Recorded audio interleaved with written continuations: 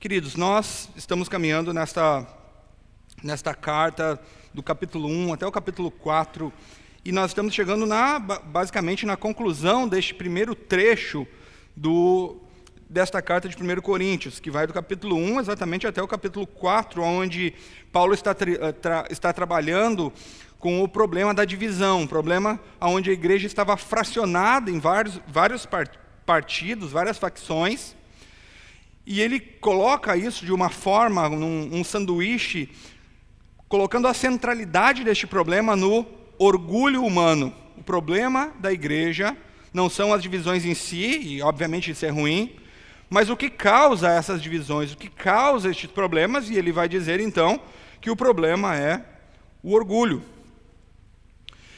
Quando nós observamos a nossa própria vida, quando nós observamos a vida de vários homens, várias mulheres na história, nós vamos perceber que este problema que ocorreu naquela igreja continua ocorrendo na nossa igreja, continua ocorrendo em outras igrejas, porque estas igrejas são compostas por seres humanos. Interessantemente, quando nós vamos estudar ou lemos algum livro, nós temos a curiosidade, muitas vezes, de entender quem é aquele autor. E muitas vezes até dizemos, por exemplo, John Bunyan, onde, por exemplo, John Owen falava para ele, olha, eu gostaria de escrever um pouquinho parecido com John Bunyan, eu trocaria tudo para escrever como ele. John Owen. Mas quando nós vamos ver e estudar sobre a vida de John Bunyan, o autor de O Peregrino, nós veremos que nem sempre ele foi um homem piedoso. Ele mesmo conta na sua autobiografia que, quando ele era jovem, ele era conhecido pelo seu grande orgulho. Ele escreveu, em suas palavras, que entre os jovens na maldade, e que se alguém que entre os jovens na maldade, e que se alguém quisesse aprender a pecar, poderia aprender com ele. Um jovem tomado pelo orgulho. Mas o maior problema de John Bunyan não era o seu comportamento, mas sim um problema que muitas vezes está alojado aí dentro do seu corpo, que está localizado no centro do seu peito, um pouquinho inclinado para a esquerda, e isso chama-se o coração. John Bunyan era um homem orgulhoso, um jovem orgulhoso, e ele tenta encontrar agora o caminho pelas suas próprias forças. Mas foi aí então que Deus começa a quebrá-lo. John Bunyan então passa por uma profunda angústia, e ele percebe que ele simplesmente não conseguirá encontrar paz por si mesmo. Ele não conseguiria mudar o seu próprio coração. Até que ele entende que o problema dele não era apenas aquilo que ele fazia, mas sim quem ele era. O problema era quem ele era. Ele precisava da graça de Deus, ele precisava de Cristo. É exatamente nesta linha que nós caminharemos nesta manhã. Então a igreja, ela permanece humilde quando ela aprende a não ultrapassar o que está escrito no versos 6 e 7. Ela aceita o padrão da cruz, verso 8 ao 10, e suporta o sofrimento por causa de Cristo. Então a primeira coisa que nós veremos aqui é que a igreja ela deve aprender a não ultrapassar o que está escrito, versos 6 e 7. Então nós já vemos aqui que o problema dessa igreja não era apenas o problema da divisão externa, mas um problema interno instalado no seu próprio coração. E que problema era esse? O orgulho. Então a expressão que o apóstolo Paulo usa aqui, não ultrapasseis o que está escrito, é algo muito interessante porque indica, e talvez a melhor tradução seria, o que está escrito permanece escrito. Um jargão que era usado no período dos apóstolos, indicando a autoridade suprema das Escrituras. Então, não ultrapassar o que está escrito significa adotar uma maneira de pensar que seja moldado pelas Sagradas Escrituras. Então é neste momento que nós devemos começar a olhar para nós, olhar para o nosso coração,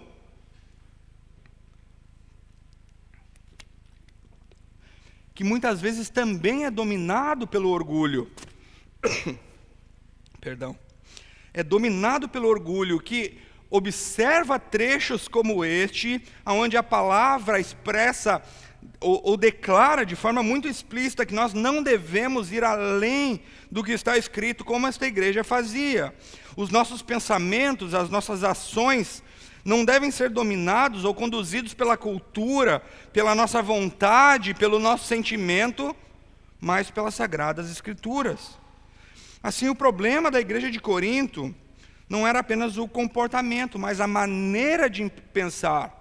A maneira de enxergar o mundo estava errada. E é por isso então que a igreja deve aprender a não ultrapassar o que está escrito. A igreja precisa aprender que não é apenas, que a Bíblia, a palavra de Deus, não é apenas um livro que nós lemos.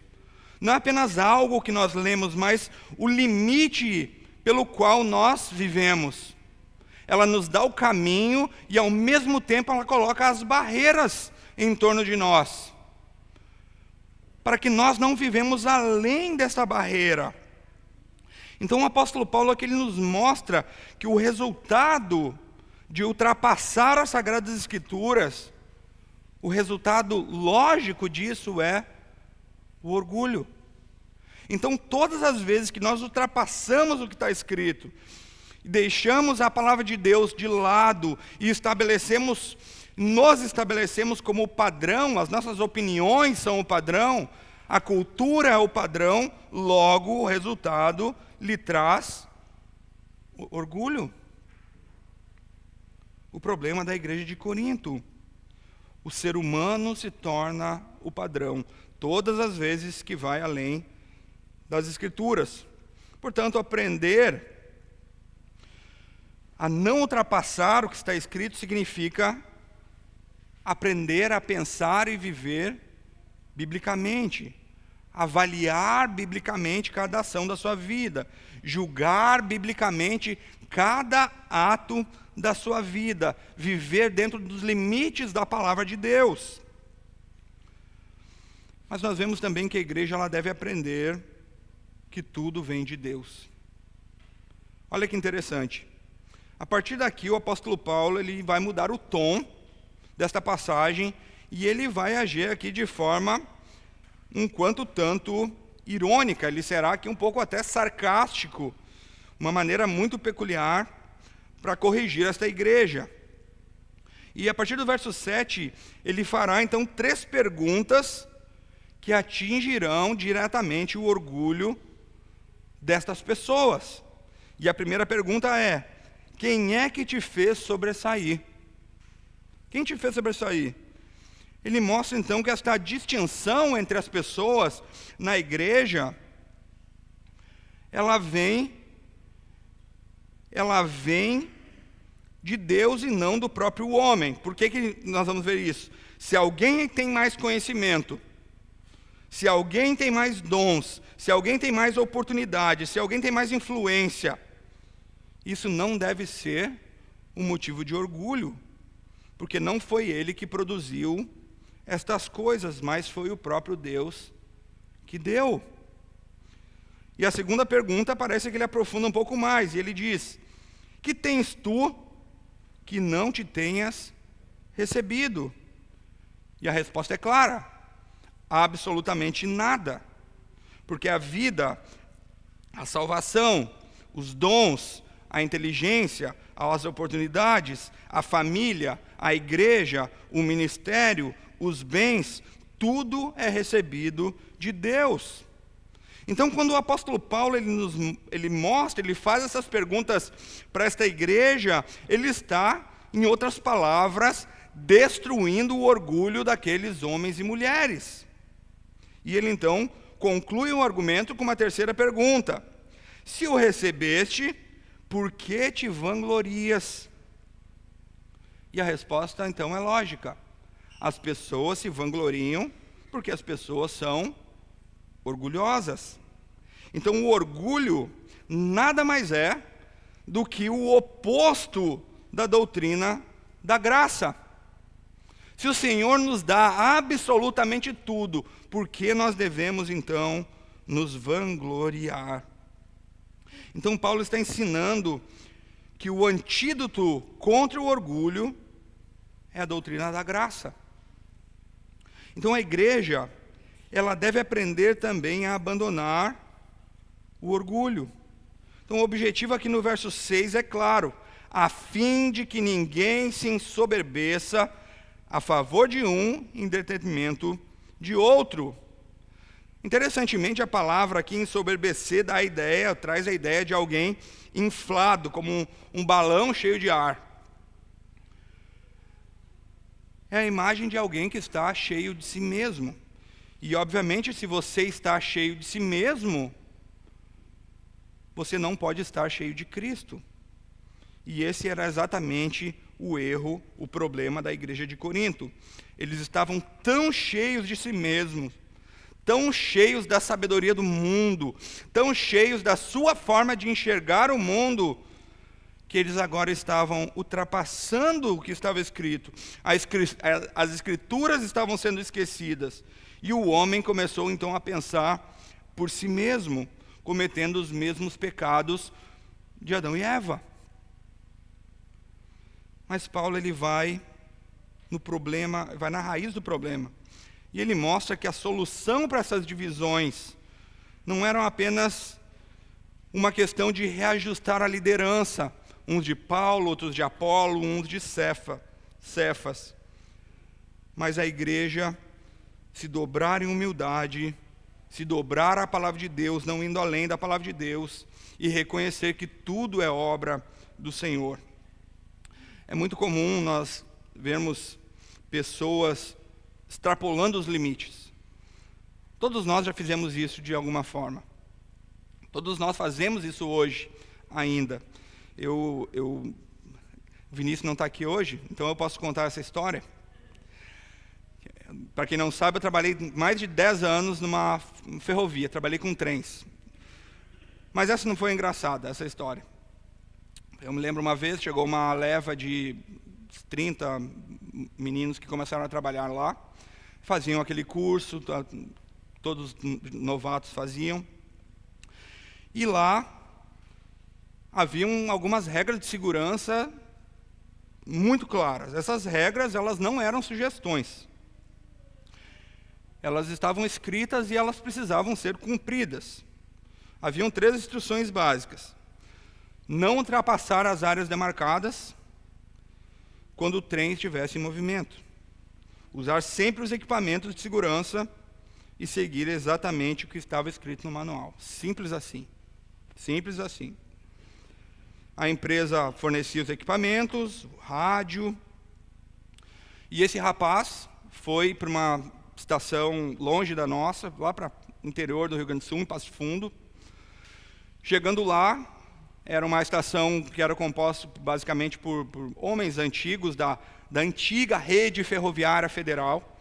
E lá, as coisas eram um pouco mais difíceis. Existiam sempre aquelas pessoas que diziam: não precisa usar esse colete aí, isso é bobagem. Não precisa fazer isso, isso é bobagem. Não sei, isso é bobagem. Sobe aí, pode ultrapassar, não tem problema nenhum. Até chegar a notícia.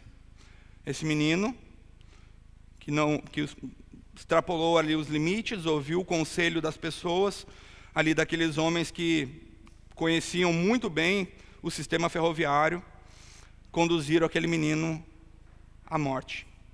Aquele menino cai, não obedece as ordens, as regras claras de colocar um colete, ficar com 3 pontos de apoio, e ele se segura no volante do vagão, e aquele volante cai, e aquele menino cai embaixo do vagão e falece.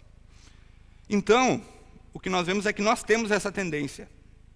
Nós temos a tendência de extrapolar aquilo que está escrito. Nós temos a tendência de achar que nós sabemos o que é melhor para nós. E por que as pessoas são assim? Porque as pessoas, elas são orgulhosas. Quando nós observamos a palavra de Deus, ela nos dá também limitações claras. Não ultrapassem o que está escrito. Porque todas as vezes que nós fazemos isso, nós começamos a pensar por nós mesmos, e o orgulho faz com que nós venhamos extrapolar esses limites. E todas as vezes que nós extrapolamos esses limites, nós nos colocamos em perigo.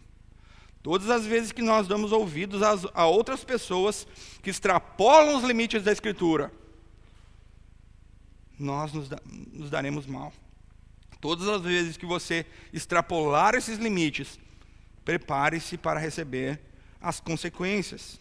Portanto, aprenda a não ultrapassar o que está escrito. Em segundo lugar, aprenda que você não é melhor que ninguém.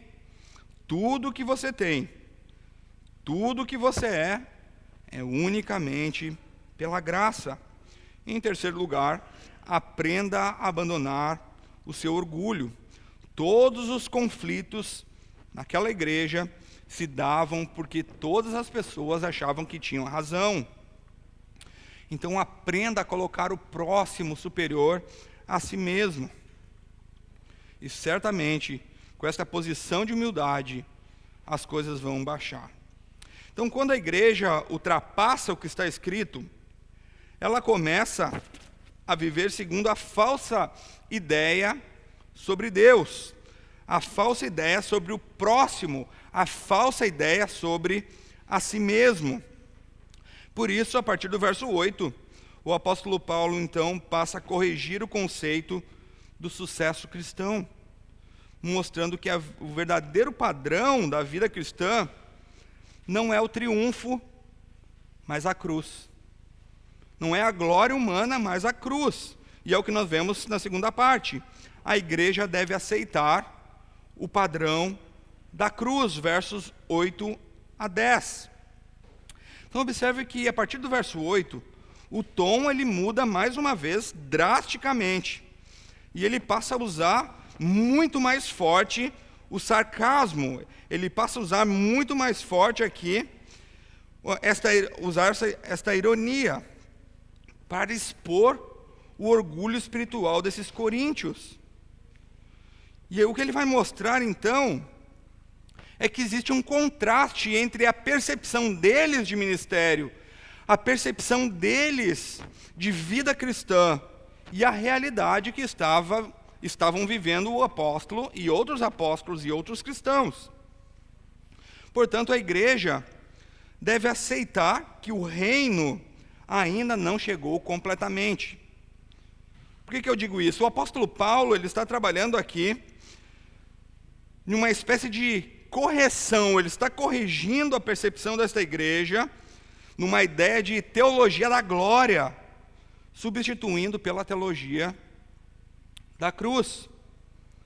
E ele começa então a dizer: já estáis fartos, já estáis ricos,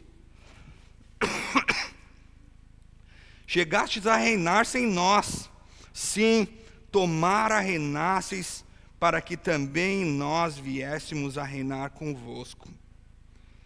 Essas frases aqui são claramente irônicas. Paulo, ele certamente aqui não está elogiando os coríntios, ele está expondo a ilusão que esses coríntios estavam vivendo. Eles pensavam que já estavam ricos, já estavam satisfeitos, já estavam reinando. Eu já citei isso aqui em algum momento, que essas pessoas aqui, eles estavam tão convictos que o reino de Deus já havia chegado sobre eles, que eles não teriam mais nenhum tipo de problema. Eles já estavam vivendo numa atmosfera diferente, eles já tinham tudo o que eles precisavam. Logo, para que ouvir o apóstolo Paulo? Para que ouvir outras pessoas? Então o problema é que eles estavam vivendo como se o reino de Deus já tivesse chegado na sua plenitude. Eles queriam ser coroados sem a cruz. Uma glória sem sofrimento. Um reinado sem perseverança.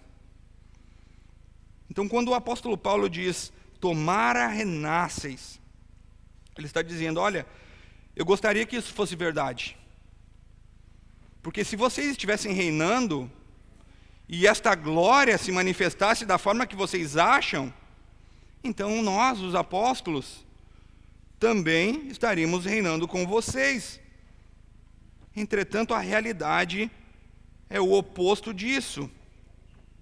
E ele então mostrará. E ele mostra então este princípio teológico muito interessante. Nós vivemos num tempo entre a cruz e a coroa, entre o sofrimento presente e a glória futura. E é por isso que você sofre. É por isso que você passa por lutas.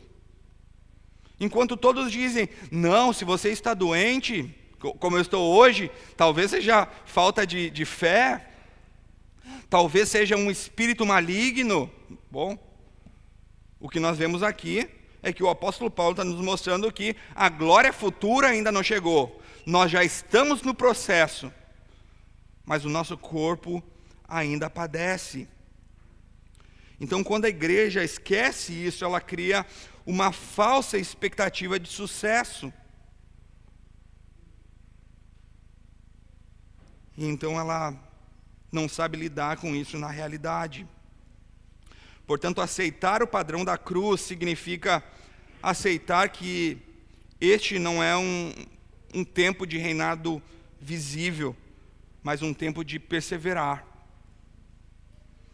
Porque ainda haverá luta, haverá tribulação, haverá sofrimento. Por isso a igreja deve aceitar que o padrão apostólico é o padrão da cruz. E olha o que ele diz então no verso 9.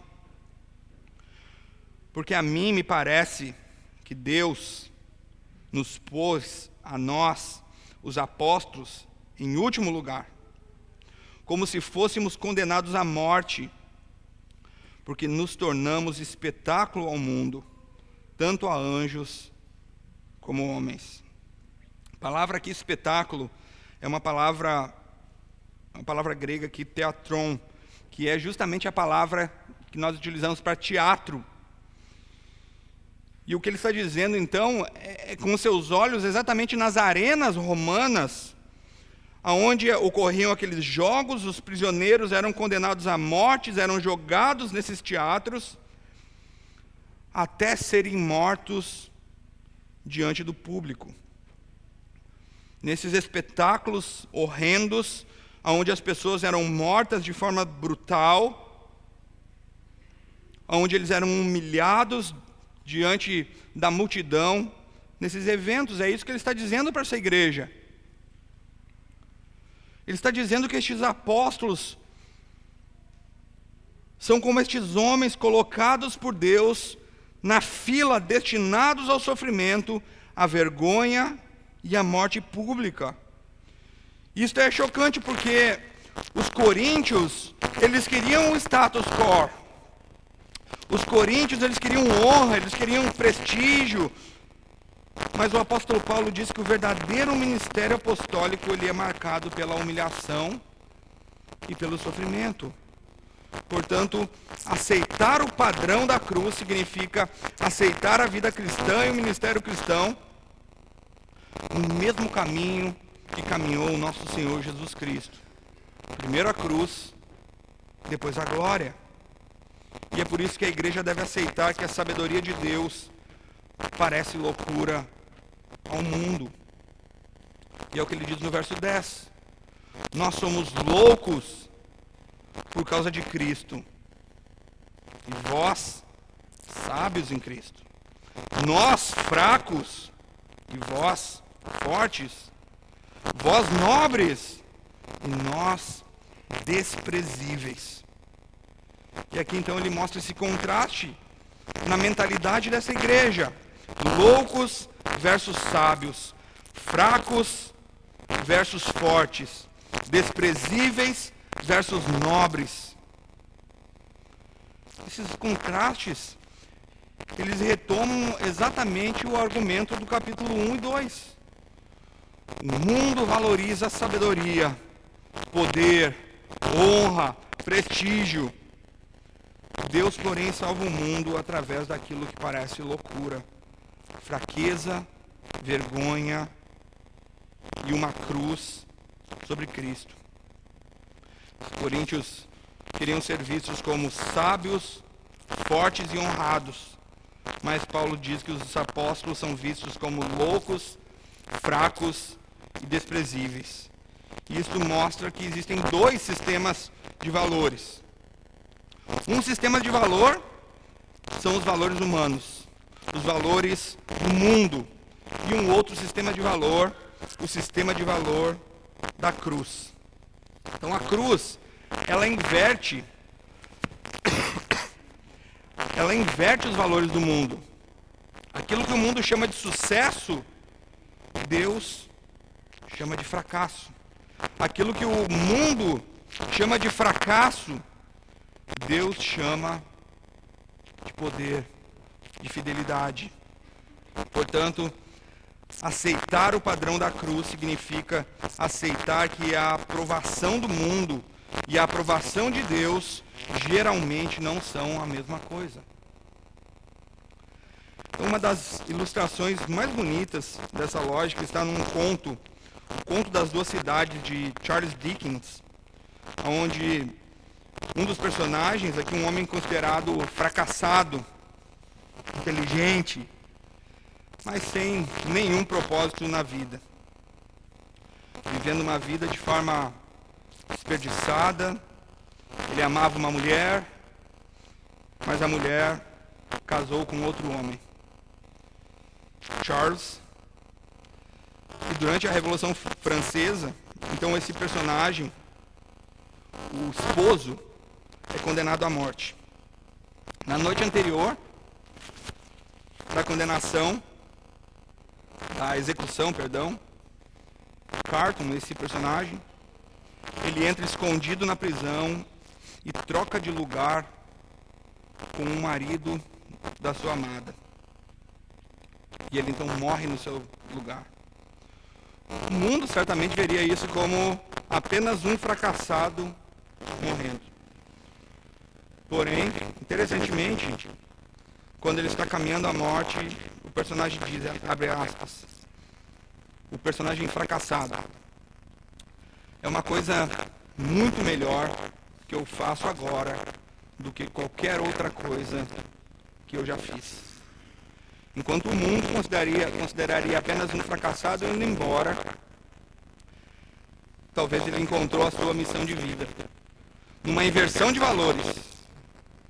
E é justamente isso aqui que eu gostaria de trazer a vocês nessa manhã, esta inversão de valores.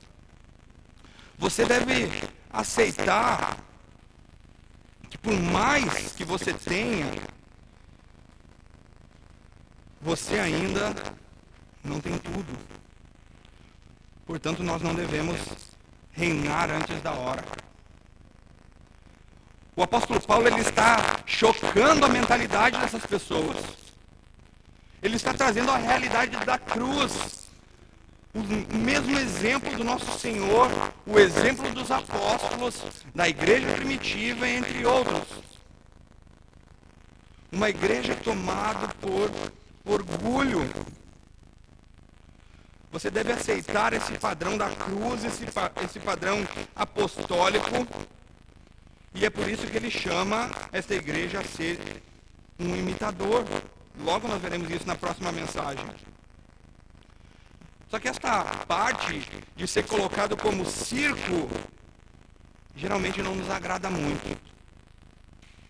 A glória nos agrada, mas ser colocado como um circo para este mundo, talvez não seja uma ideia tão atraente assim.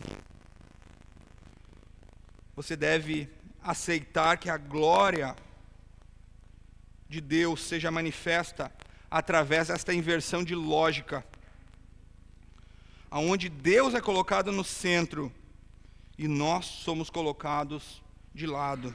A Escritura é colocada no centro e nossas ideias, nossos sentimentos, nossas emoções sejam colocadas de lado. Então, se o padrão da vida cristã é a cruz, então a pergunta não é se haverá sofrimento, rejeição ou humilhação. A pergunta passa a ser: como o cristão deve responder quando o sofrimento vier? Qual é a nossa resposta? E é isso que ele responde nos versos 11 ao 13. A igreja deve suportar o sofrimento por causa de Cristo. 11 a 13. Então Paulo mostra que não é apenas o sofrimento que define o cristão, mas a maneira de como o cristão responde ao sofrimento. Então a igreja ela deve suportar o sofrimento com perseverança. Olha o que ele diz no verso 11. Até a presente hora sofremos fome e sede e nudez, e somos esbofeteados, e não temos morada certa. Então a expressão aqui, até a presente hora, mostra que esse não foi apenas um sofrimento momentâneo, mas uma condição contínua na vida dos apóstolos. Ele menciona fome, sede, nudez, que eram aqui necessidades básicas da vida. Ele mostra que muitas vezes os apóstolos viviam em condições de extrema pobreza. Ele menciona também que eles eram esbofeteados, que obviamente indica aqui uma violência física, humilhação pública. Ele diz que eles não tinham morada certa, o que mostra uma vida de instabilidade, muitas vezes sendo expulsos, sempre sendo rejeitados. Tudo isso mostra a realidade do ministério cristão. Desde o início, o ministério cristão foi marcado pelo sofrimento. Desde o início, o ministério cristão foi marcado pelo sofrimento. Então a igreja ela deve suportar também o sofrimento com mansidão. Versos 12 e 13. Paulo então vai responder. Qual a nossa resposta a isso? Qual é a resposta do cristão ao sofrimento? Olha como ele responde. Quando somos injuriados, bendizemos. Quando perseguidos, suportamos. Quando caluniados, procuramos conciliação. Olha que coisa maravilhosa e olha que inversão de lógica. Porque a tendência é, quando nós somos injuriados, nós queremos justiça. Mas o apóstolo Paulo diz, bendiga. Quando nós somos perseguidos, nós queremos dar o troco. Quem vai perseguir sou eu jamais serei perseguido. Mas o apóstolo Paulo diz, suporte. Quando nós somos caluniados, nós queremos provar que nós estamos certos. Mas o apóstolo Paulo diz, procure conciliação. Então a igreja, ela deve suportar o sofrimento com mansidão. O cristão, quando ele é injuriado, ele abençoa.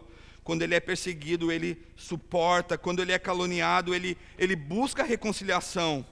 Isso aqui não é a condição natural do coração.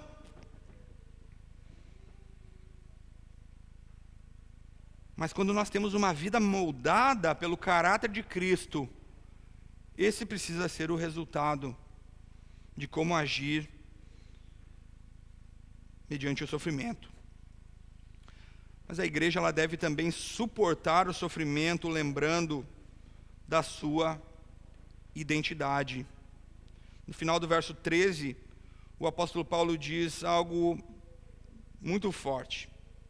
Até agora, temos chegado a ser considerados o lixo do mundo, a escória de todos.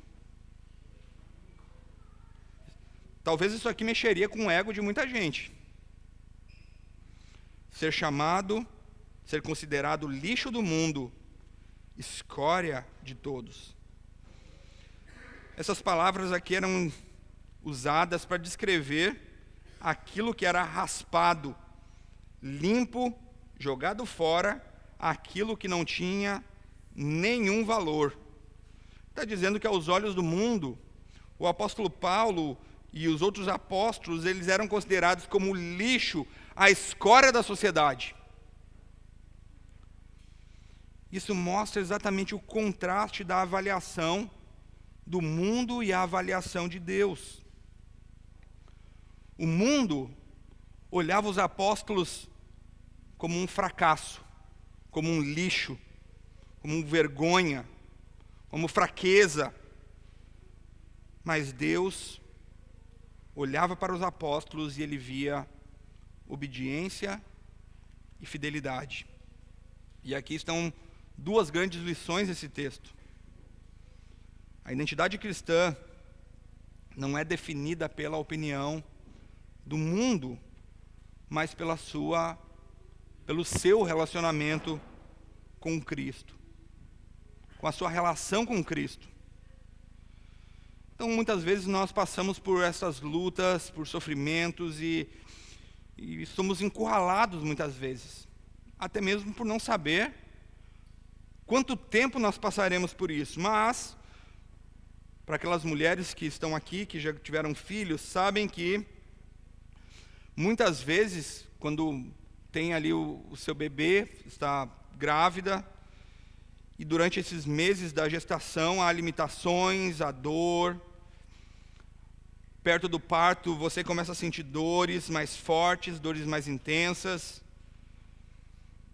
Mas, apesar da dor, a esperança da mãe é que logo aquilo ali irá passar. E o outro lado da moeda há uma vida aqui, que logo, logo estará diante de nós. E é por isso que a mãe suporta a dor, porque ela ama aquela criança que irá nascer. E isso nos ajuda a entender a vida cristã. Muitas vezes Deus permite a dor, Ele permite o sofrimento, Ele permite as provações, porque Ele está gerando algo em nós. A dor é intensa, mas algo está sendo gerado. E é exatamente esta linguagem que a Bíblia usa uma série de vezes. O sofrimento cristão, ele não é apenas um sofrimento sem sentido, mas ele é muito mais semelhante a esta dor de parto. Deus está gerando perseverança, fé, maturidade e esperança para quando nós venhamos chegar nesta glória futura. Portanto, suporte o sofrimento com perseverança. Suporte o sofrimento com mansidão. Suporte o sofrimento lembrando da sua identidade em Cristo. Para concluir, eu retomo a nossa introdução, John Bunyan. Depois de convertido, John Bunyan ele se torna um pregador. Mas por pregar o evangelho sem autorização da igreja da Inglaterra, ele é preso. E ficou preso por cerca de 12 anos. Ele tinha esposa, filhos pequenos. Ele poderia sair da prisão a qualquer momento. Bastava prometer que não pregaria mais. Mas ele disse que se fosse solto, hoje pregaria novamente amanhã pela graça de Deus. E assim ele permanece 12 anos preso. Foi na prisão, sofrendo, longe da família, em um lugar de vergonha, um lugar de humilhação, que John Bunyan escreve O Peregrino, um dos livros mais lidos de toda a história. Então veja a lógica de Deus. O orgulho, ou melhor, o orgulhoso, tornou-se humilde. O rebelde tornou-se um pregador. O prisioneiro tornou-se um escritor. O sofrimento tornou-se um ministério. A prisão tornou-se o púlpito. E a humilhação tornou-se o seu instrumento para alcançar o mundo. E aqui está a nossa lição. Na lógica de Deus, o sofrimento não é o fim do ministério. Muitas vezes o sofrimento é o início do seu verdadeiro ministério. Por isso a igreja precisa aprender a não ultrapassar o que está escrito, aceitar o padrão da cruz e suportar o sofrimento por causa de Cristo, e viver não pela lógica do mundo, mas pela lógica de Deus. Vamos orar?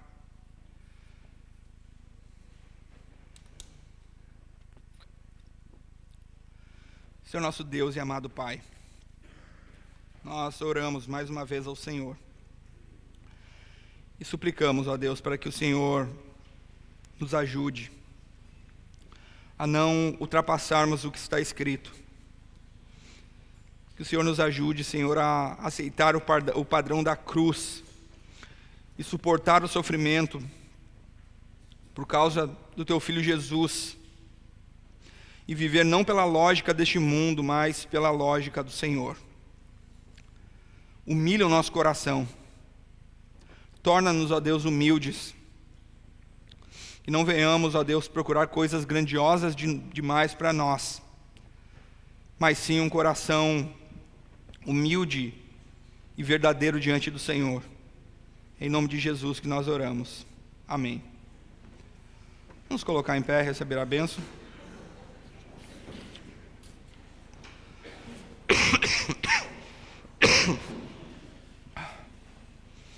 Que o amor de Deus, a graça do nosso Senhor Jesus Cristo e a consolação do Espírito Santo esteja sobre você hoje e para todo sempre. Amém.